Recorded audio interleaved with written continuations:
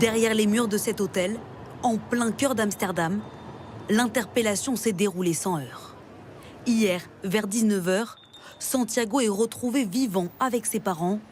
Il est aussitôt hospitalisé. Dans la chambre avec eux, la grand-mère du nourrisson et 2 autres enfants âgés de 3 et 10 ans. Ce matin, en Belgique, le procureur livre les dernières informations sur son état de santé. L'enfant va bien au moment où il est retrouvé. Il est dans une couverture, il est pris en charge très rapidement et les premiers retours que nous avons sont tout à fait rassurants. C'est un indice laissé derrière eux pendant leur cavale qui a permis d'interpeller les 2 parents.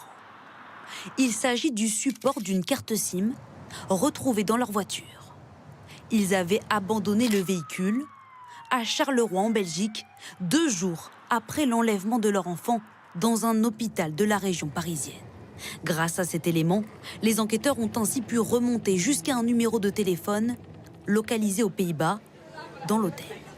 Pourquoi ont-ils fui là-bas? Il semble qu'il y ait de la famille aux Pays-Bas, néanmoins ce n'est pas dans la famille qu'ils vont se réfugier, c'est quand même dans un hôtel, donc on est toujours dans un scénario de fuite, je disais un fuite un peu absurde, de fuite en avant.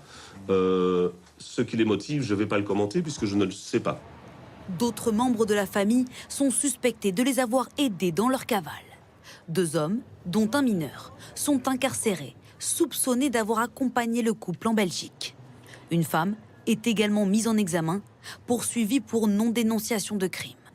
Les parents de Santiago sont en ce moment entre les mains de la justice néerlandaise, dans l'attente de leur extradition vers la France, qui pourrait prendre plusieurs semaines.